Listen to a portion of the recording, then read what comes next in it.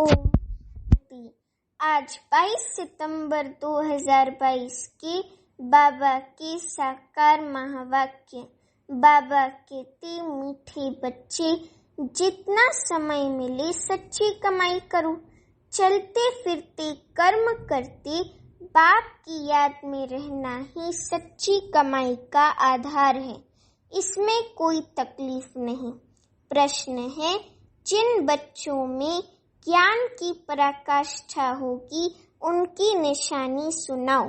उत्तर है, जिनमें ज्ञान की पराकाष्ठा होगी उनकी सब कर्मेंद्रियां शीतल हो जाएंगी, चंचलता समाप्त हो जाएगी, अवस्था एक रस हो जाएगी, मैनर सुधरते जाएंगे। अभी प्रश्न है, शिव बाबा की याद बुद्धि में यथार्थ नहीं है तो रिजल्ट क्या होगी?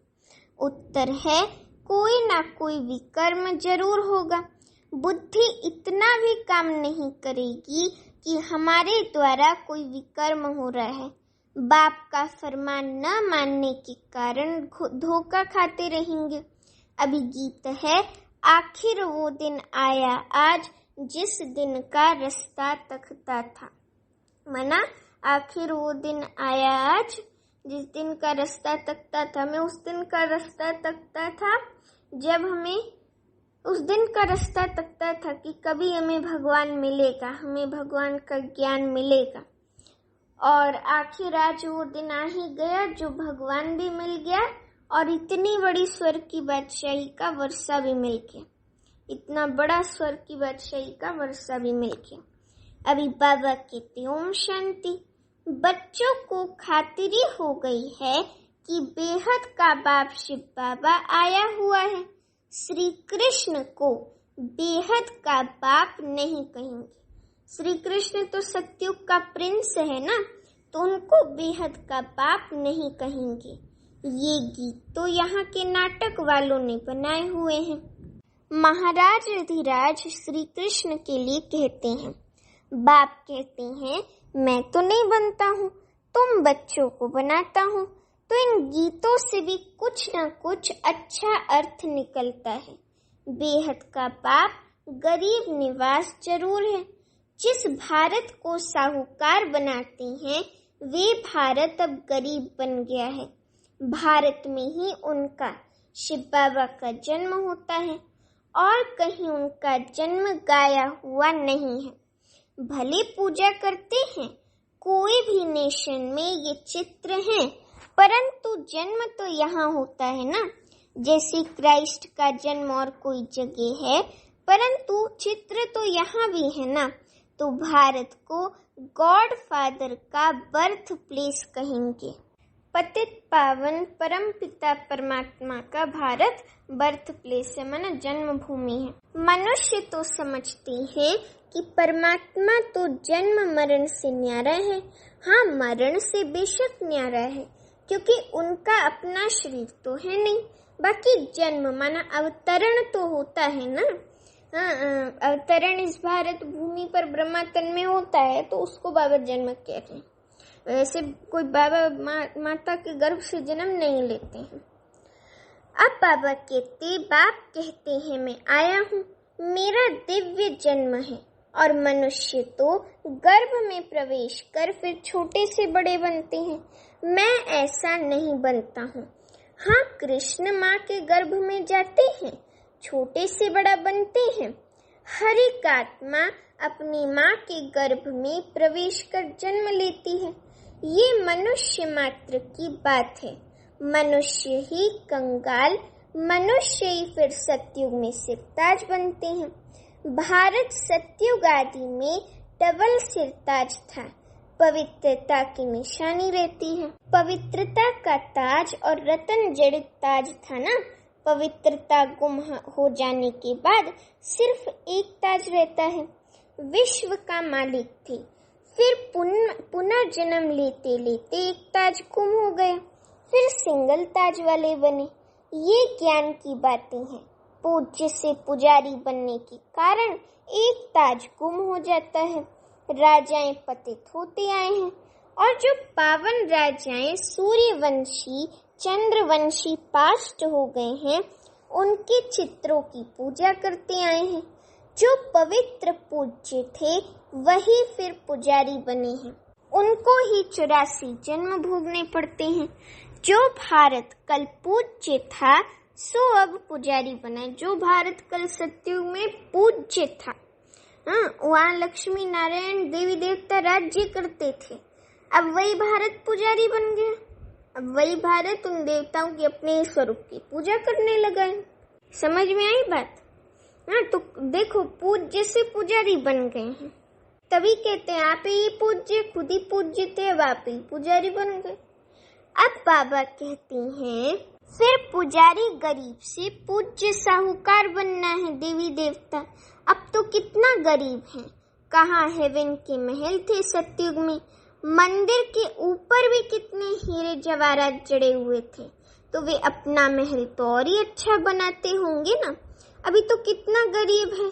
गरीब से साहूकार अभी तुम फिर बनते हो। पुरुषार्थ तुम बच्चों को करना है। युक्तियां बाप रोज बतलाते हैं। जितना टाइम फुर्सत मिले ये याद की कमाई करनी है। ऐसे बहुत काम होते हैं जिनमें बुद्धि नहीं लगानी होती है, कोई कोई में बुद्धि लगानी पड़ती है। तो जब फुर्सत मिलती है, घूमने फिरने जाती हो, तो बाप शिव बाबा की याद में रहो। ये कमाई बहुत करनी है, ये है सच्ची कमाई। बाकी तो वे है अल्पकाल के लिए झूठी कमाई। ये शिक्षा तुम बच्चों को अभी मिलती है। तुम जानती हो हमको बेहद के बाप शिव बाबा से बेहद का वर्षा, स्वर्ग की बादशाही का वर्षा लेना है। इसमें कोई भी तकलीफ नहीं है, घर बार भी नहीं छुड़ाते हैं।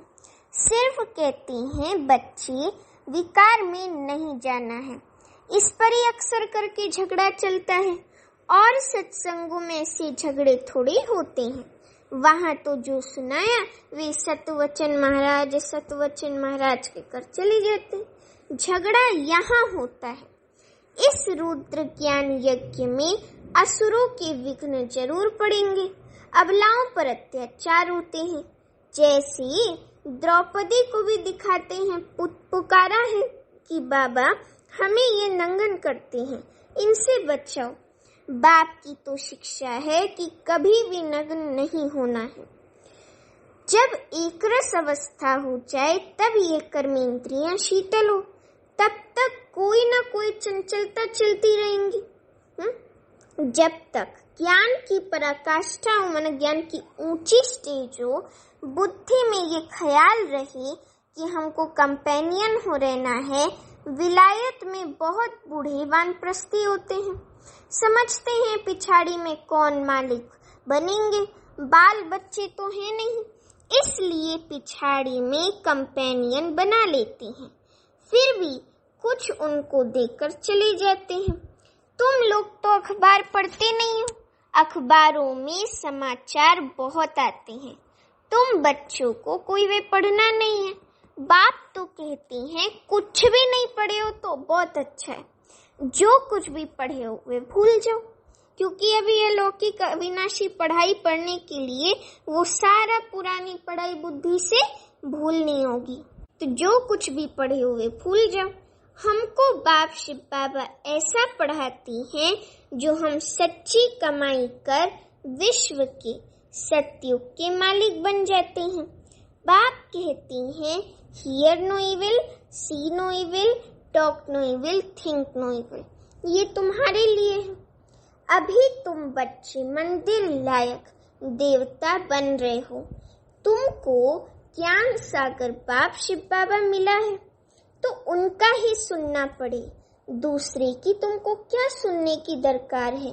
मनुष्य टीचर के पास, गुरु के पास जाते हैं तो गुरु कभी ऐसे कहते हैं क्या कि काम विकार में नहीं जाओ?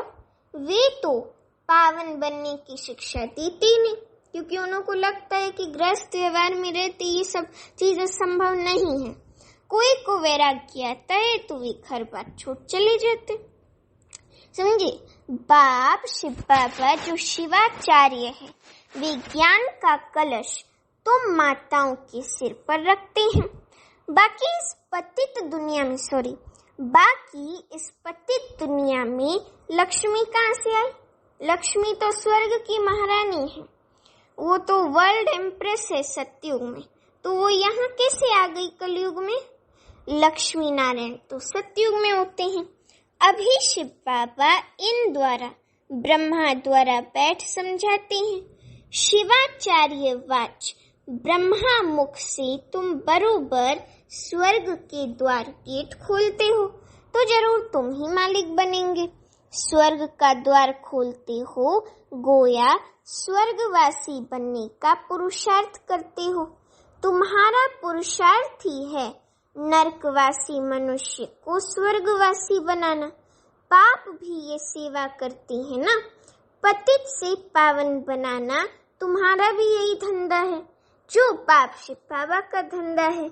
आत्माओं को स्वर्गवासी बनाओ। स्वर्ग की चाहना तो सब रखते हैं ना, कोई मरता है तो कहते हैं फलाना स्वर्ग पधारा। उनसे पूछना चाहिए कि जब वो स्वर्ग में गया तो फिर तुम उसको नरक में बुलाकर ब्राह्मण आदि क्यों खिलाते हो, श्राद्ध क्यों कराते हो? हाँ, ऐसे क्यों कहते हो कि कौआ आया है तो स्वर्ग से वो आत्मा आई है तो उनको खिलाओ पिलाओ। कौआ तो खा के चला जाएगा, वो तो जानवर है ना, वो कोई उसकी आत्मा थोड़ी है जो आत्मा चली गई है। वो आत्मा तो फिर से मनुष्य बनकर ही जन्म लेंगी, और यहाँ कोई स्वर्ग वर्ग नहीं होता है। स्वर्ग तो इस कलयुगी दुनिया के विनाश के बाद स्थापन होगा। अब बाबा कहते कि फिर तो ये अज्ञान अंधियारा हुआ ना, तुम यहाँ से सूक्ष्म वतन में ले जाकर खिलाते हो, क्योंकि तुम जानते हो ये पवित्र भोजन है। वे जो मर जाते हैं उनको पवित्र भोजन थोड़ी मिलता होगा। लिखते हैं बाबा फलाने का भोग लगाओ तो उनको पवित्र भोजन मिले। गाया हुआ है देवताएं भी ब्रह्मा भोजन को पसंद करते थे, ब्रह्मा भोजन के लिए तरसते थे, ऐसे कहा जाता है। बरोबर तुम्हारी महफिल, फरिश्तों की महफिल कहाँ लगती है? सूक्ष्म वतन में लगती है। ऐसे नहीं कि ध्यान कोई अच्छा है, नहीं, योग को ध्यान नहीं कहा जाता और ध्यान को योग नहीं कहा जाता। ध्यान वो अलग है ना, वो लोग ब्रह्म से योग लगाते हैं, ब्रह्म तत्व परम धाम से। और ये राज योग, कर्मेंद्रियों पर राज्य करना सीखकर फिर सतयुग में विश्व महाराजन बनकर राज्य करना, तो ये राजयोग अलग है। समझे? ध्यान अलग है, राजयोग योग अलग है। बाप शिव बाबा कहती हैं मेरे साथ बुद्धि योग लगाओ तो विकर्म विनाश होंगे। वैकुंठ में मानो सतयुग में जाकर रास विलास करते हैं। वे कोई कमाई नहीं है, मुरली तो सुन नहीं सकते। ये भोग आदि तो एक रस्म रिवाज है ड्रामानुसार। मनुष्यों की रस्म रिवाज और संगम युगी ब्राह्मणों की रस्म रिवाज में रात दिन का फर्क है। यहाँ से जाकर सूक्ष्म वतन में खिलाते हैं। इन बातों को जब तक नहीं समझे नहीं तब तक संशय उठता है।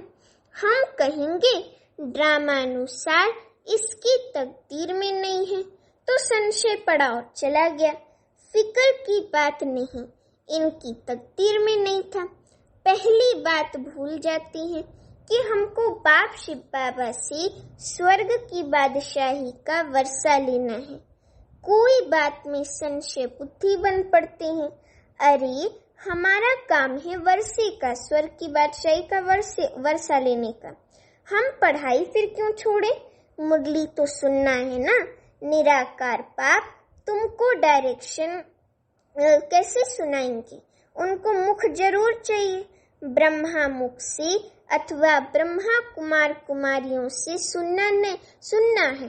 कोई बाहर में दूर चले जाते हैं, मुरली भी नहीं मिल सकती है, तो बाप कहते हैं कोई हर्जा नहीं है, तुम याद में रहो, बाबा की याद में रहो और स्वदर्शन चक्र फिराते रहो। ये बाप की श्रीमत मिली हुई है। कहाँ भी हो, तुम लड़ाई के मैदान में हो। बाप मिलिट्री वालों को भी समझाती है कि तुमको वह सर्विस तो करनी है, वह नौकरी तो करनी है, ये तो तुम्हारा धंधा है, शहर की संभाल करना है। तुम पगार खाते हो, एग्रीमेंट की हुई है तो संभाल भी करनी है। बुद्धि में लक्ष्य तो बैठा हुआ है। बेहद का बाप स्वर्ग का रचयिता है। वे कहती हैं, बाप कहती हैं कि बच्चे तुम मेरी याद में रहो, लक्ष्य तो बैठा हुआ है। Aim an object Lakshmi Narayan बनना, लक्ष्य तो बैठा हुआ है। बेहद का बाप शिव बाबा स्वर्ग का रचयिता है।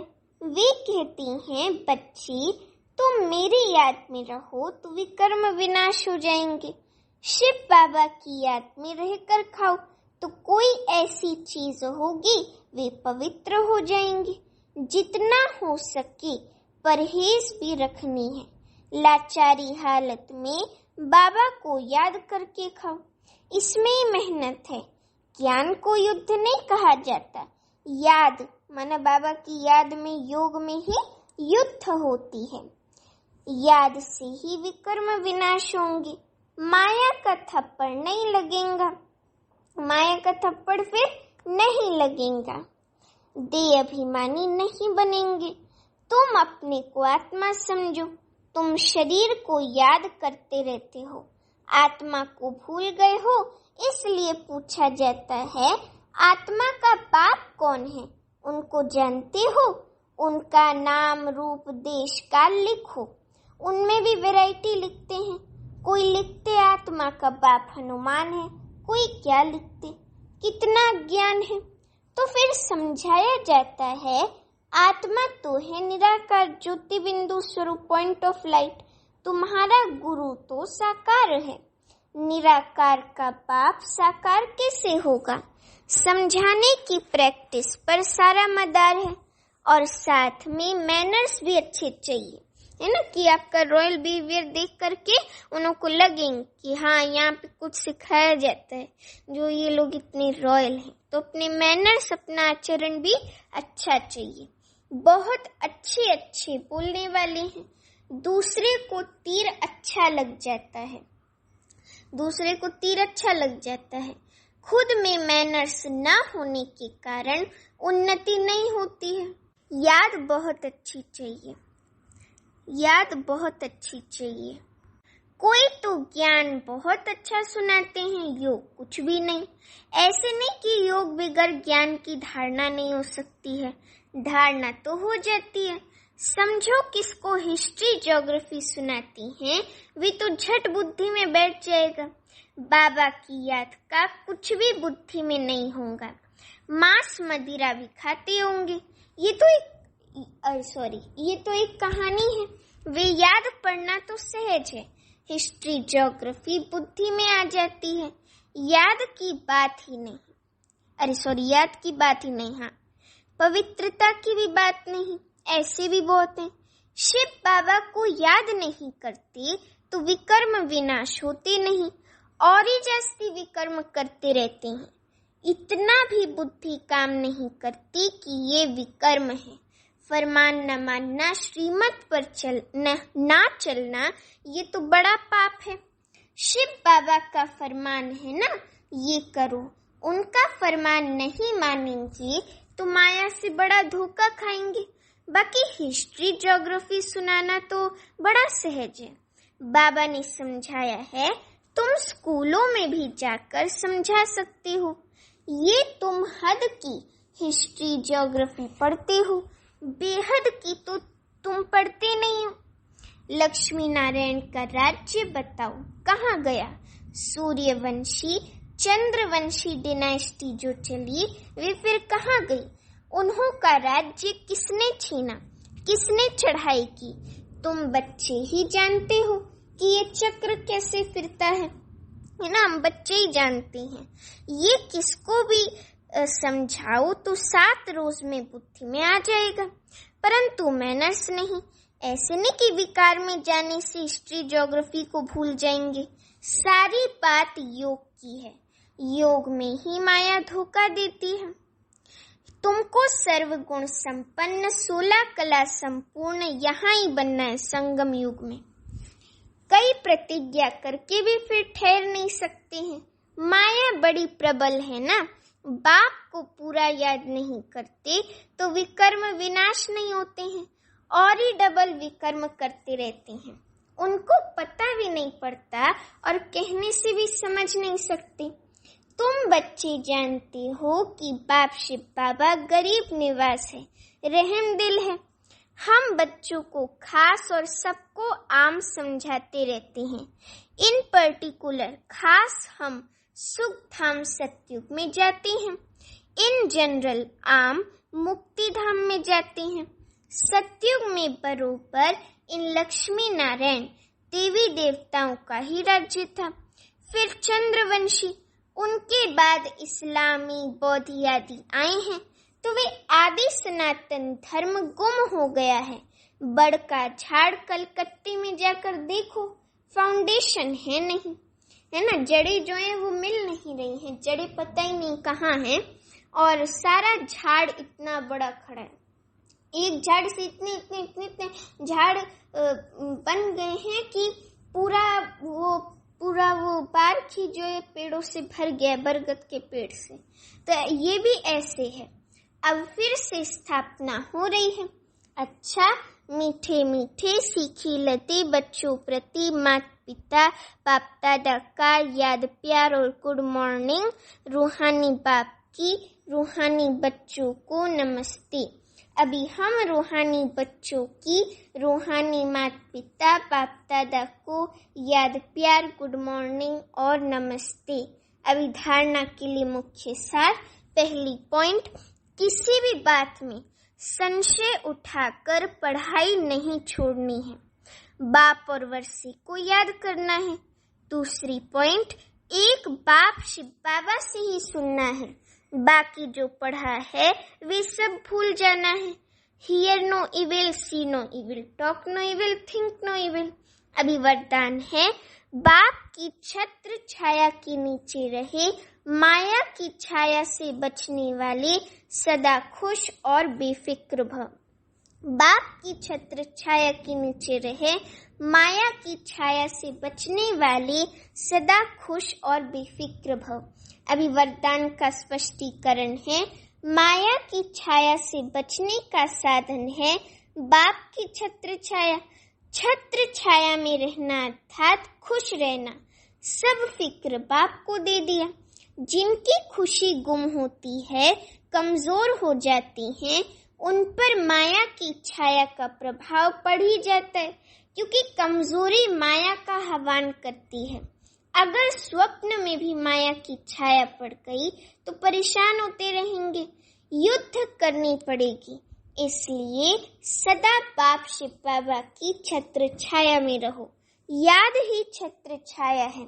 अभी स्लोगन है, जिनका मुरली से प्यार है वही मास्टर मुरलीधर हैं। स्लोगन है, जिनका मुरली से प्यार है वही मास्टर मुरलीधर हैं। अच्छा, ओम शांति।